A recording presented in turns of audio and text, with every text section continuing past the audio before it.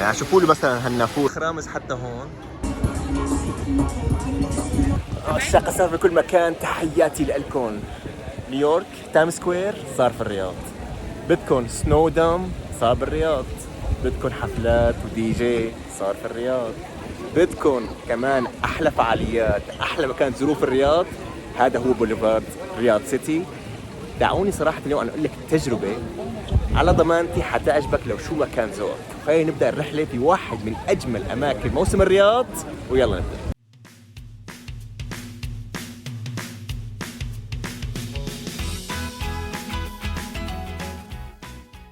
وهي المواقف الخارجية مباشرة هون بالبوليفارد. هاي هون الساعة ب10 ريال تقريبا، وفي هناك مواقف مجانية على الطرف الثاني.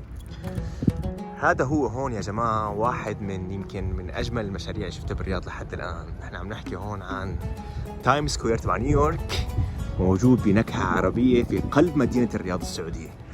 نحن عم نحكي هون عن صراحة شيء مبهر، شيء جميل جدا.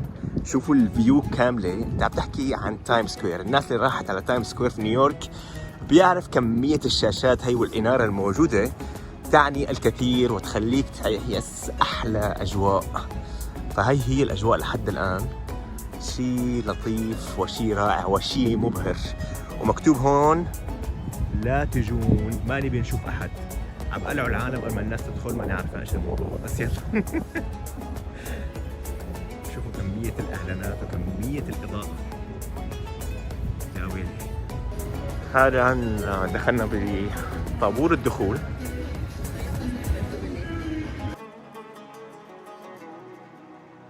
الشعور يا جماعة أول ما تدخل لهون شعور مبهر جميل، إضاءة بتحيط فيك من كل مكان، شيء إبداع حضاري رائع جميل جدا، بياخدك لجو جديد هون ببوليفارد الرياض.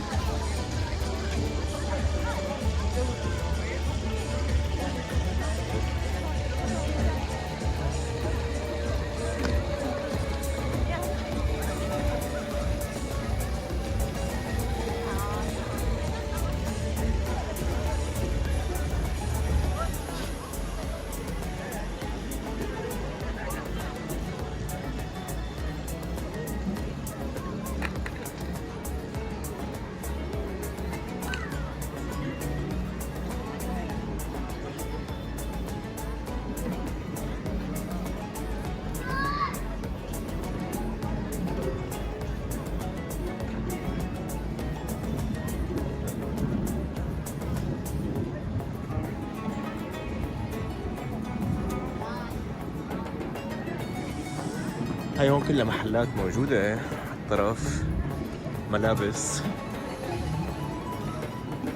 ولكن أكيد أنت عم تحكي عن براندات مميزة نقدر نقول.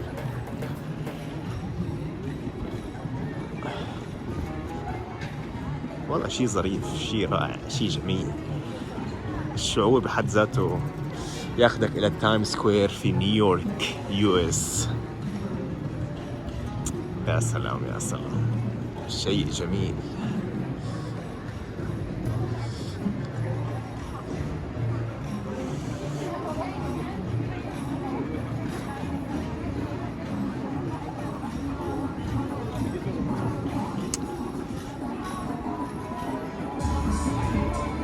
هذا بقى هون شكله في كمان اكتيفيتي بيعملوه، او هذا الروبوت موجود.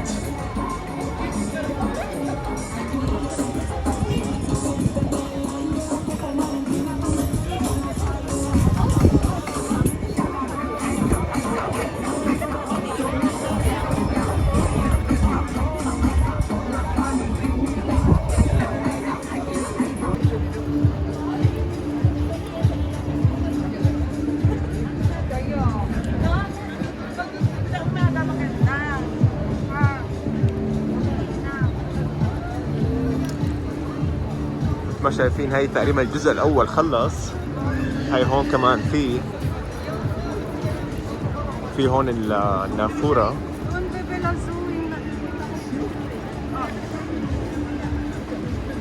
والله كلام كليم، واو روعة. يا إلهي الشغل متعوب عليه.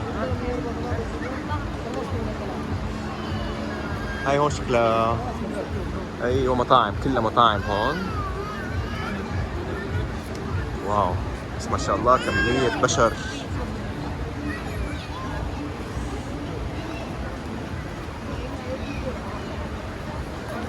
ما شاء الله.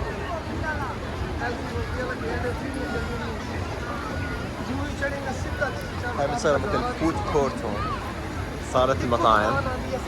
هاي هي هون النافورة الرئيسية. في نافورة ثانية كمان، ولكن هي تبعت المطاعم عشان تاكل وانت مبسوط كمان.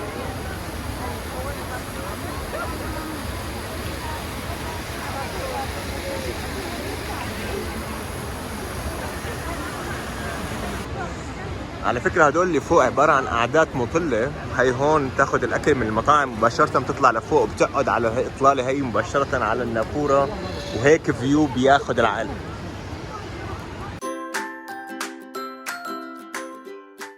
الشيء جميل هون مو بس تمشاية، نحن عم نحكي عن نشاطات كتير موجودة، كارتينج عم نحكي عنها، عم نحكي عن مسارح، عم نحكي عن فعاليات. صراحة أنت عم تاخد تجربة رائعة بأكثر من ناحية. أكل، أماكن كتير حلوة، وبنفس الوقت عم تستكشف لسه شغلات وديكورات هلا حتشوفوا أكثر وأكثر. يعني شوفوا لي مثلا هالنافورة هي بشكل مختلف، شلال صاير. هاي هون في كارتينج. هاي هون بوليفارد ستوديوز، يصير في برفورمانسز، مسرحيات.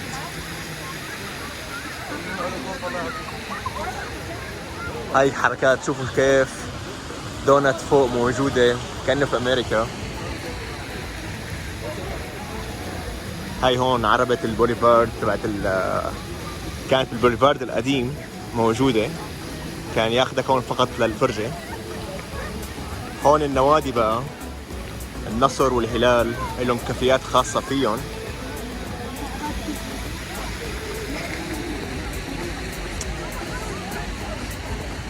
هاي هون شكله مثل ممشى الشهرة بس للناس المشهورين.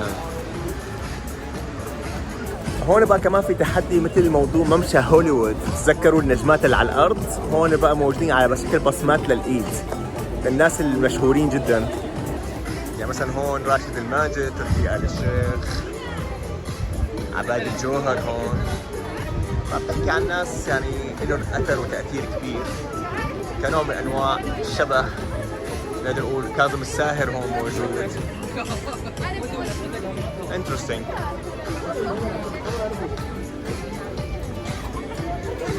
هلا نروح على بوليفارد ستوديوز. الشيء الحلو بكل الأماكن في الرياض صراحة، واحد يحكي الحقيقة، دائما في رعاية طبية موجودة، هي خاص في حال وجود أي طارئ طبي بكون موجود. هاي بوليفارد ستوديو.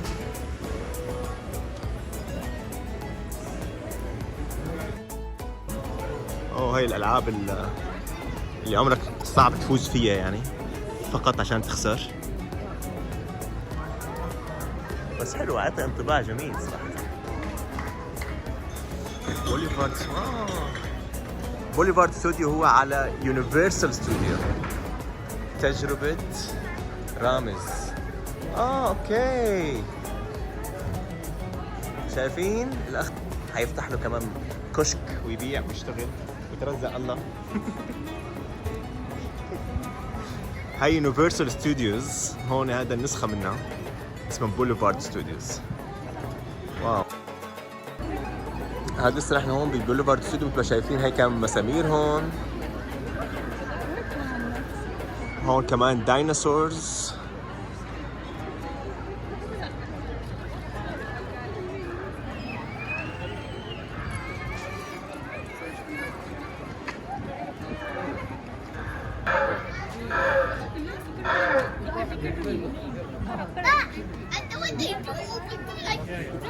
هذا مكان مناسب جدا للأطفال.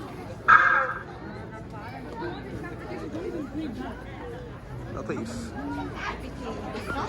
هلا في نقطة مهمة جدا، مثل ما شفتوا كيف الايفنتات مثل الديناصورز هاي انت بامكانك بدل ما تدفع الدخوليه اللي هي حوالي 55 ريال داخل الاسبوع او 110 ريال اخر الاسبوع، بامكانك تاخذ تيكت دخول لهون وتدخل مجانا على البوليفارد.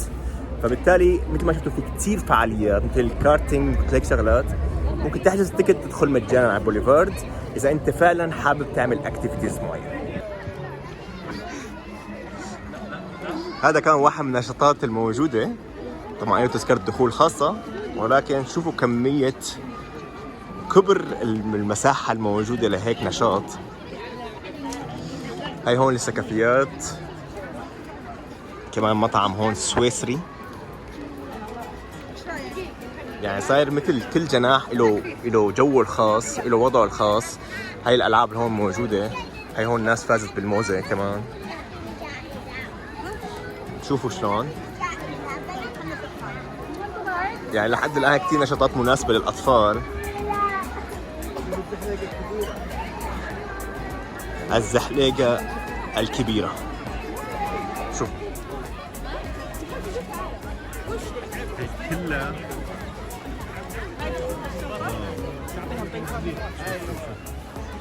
يا سلام. طبعا اللي يطلع بكل هذا، طبعا هم مثل ما شايفين في اسانسير، هو عباره عن مصعد والسلم الكهربائي، بنطلع لفوق والدنيا حلوه بتصير. مثل ما شايفين حتى هون في اسمه السنو دوم او هو قبه الثلج.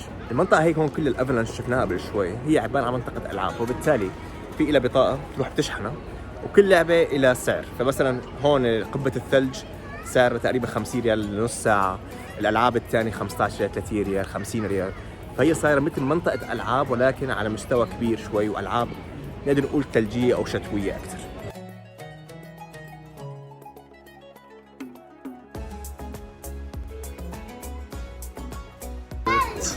هاي منطقة الافلانش حكينا عنها، هي منطقة الألعاب.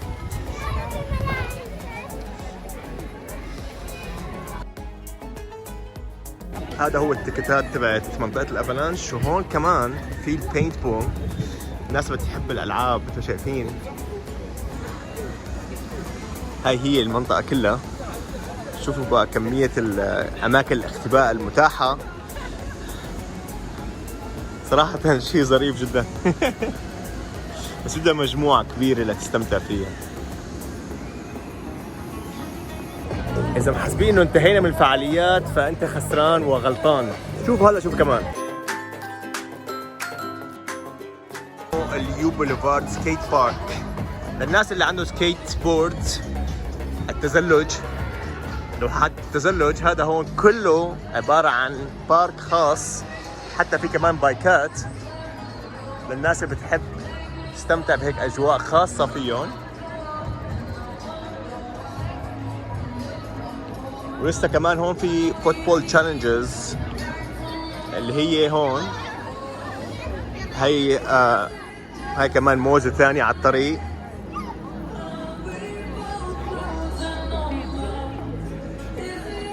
هذا هون كمان نمط تحديات كرة قدم بشكل مختلف شوي. طبعا كله له دخولياته الخاصة، ولكن صراحة كمية الفعاليات الموجودة جميلة جدا مثل ما شايفين.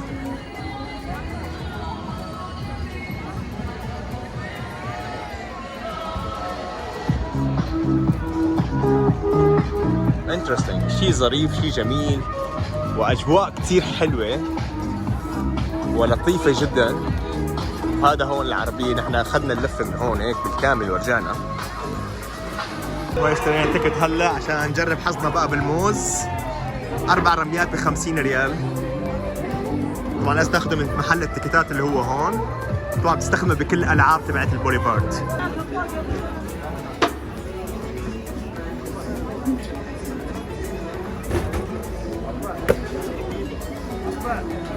يلا يلا يلا ايزي يا عزيزي، ايزي كده كفايه. ما لنا حظ. هاي كمان جانب من الفعاليات الموجوده.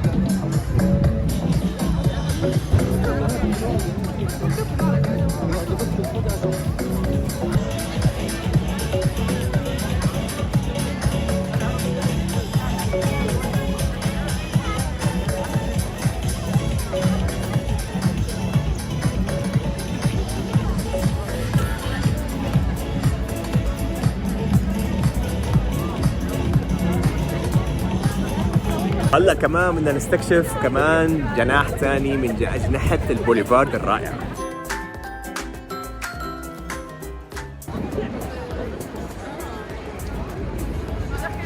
يا سلام، هون كلها ألعاب إلكترونية.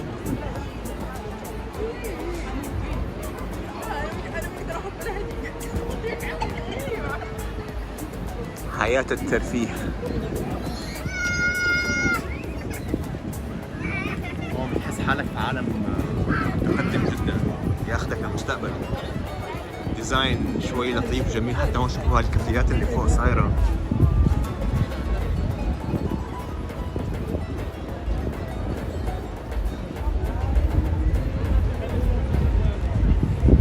هاي كمان الكرة الأرضية بشكل مختلف شوي. يا سلام.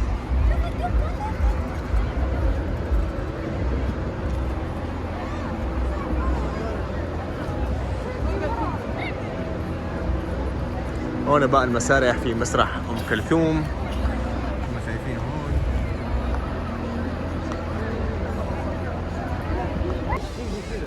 شوفوا لي هالشعر الورد هاد، شي فاخر على الآخر. هون كمان مثل ساحة مختلفة شوي.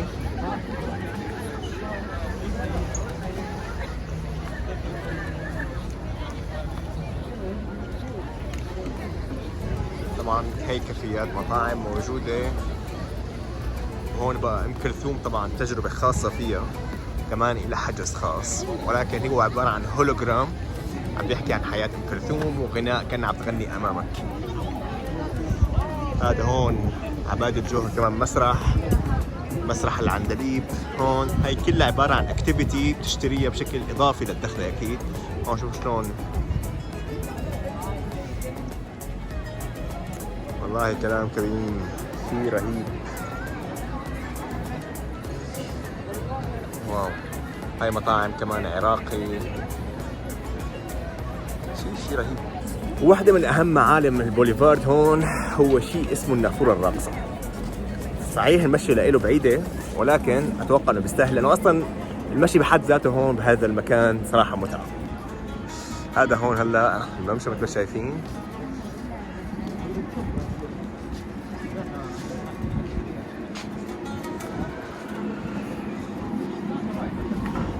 مثل ما شايفين هي مطاعم هون،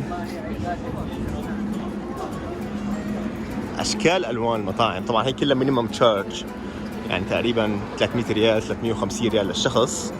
هي كلها مطاعم فاخرة هون.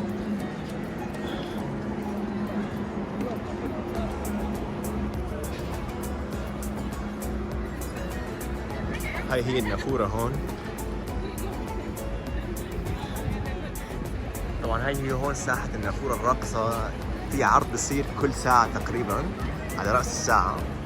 انتم شايفين هاي المطاعم، بالإضافة انتم كان تقعد بشكل حر وتشوف الأمور. ولكن أجواء جميلة جدا هون صراحة، مع أجواء الشتاء اللطيف خلت الدنيا أحلى وأحلى.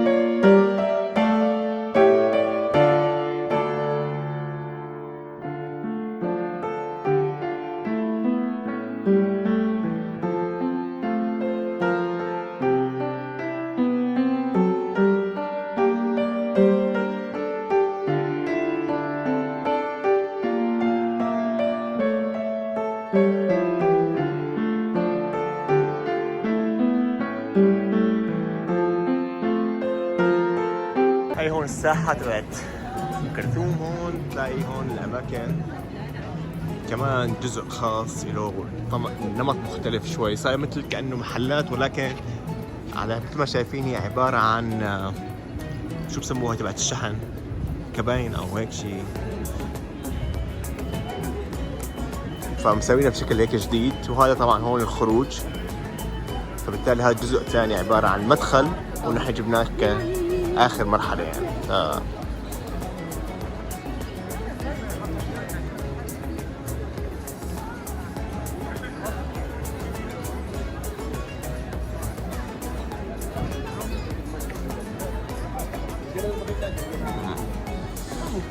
فهيك تقريبا بيكون نوعا ما ختمت البوليفارد.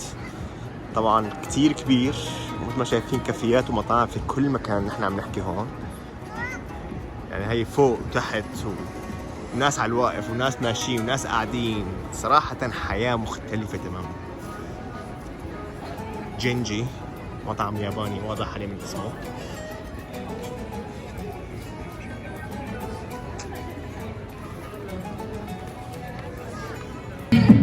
هاي اجواء الرياض هلا هون بالبوليفارد الرياض.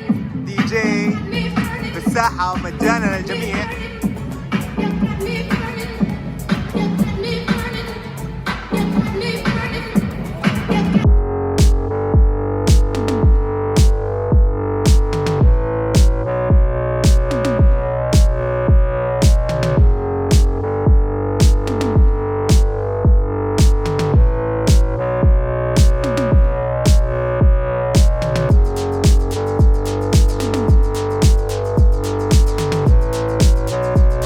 جزء اسمه تاكيندا، فمثل أكبر معرض تكنولوجي.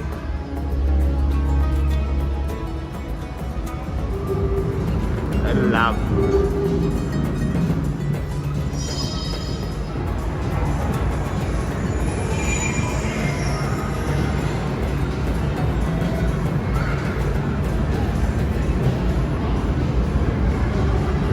شايفين؟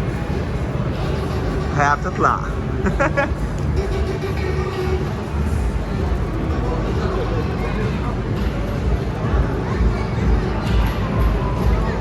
راح نطلع لفوق ونشوف شو الموضوع.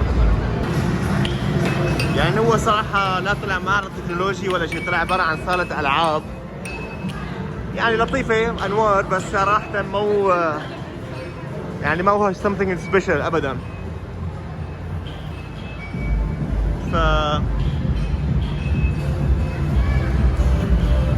يعني تغيير جو ورفق، والناس اللي حابب تغير جو فقط لا غير يعني.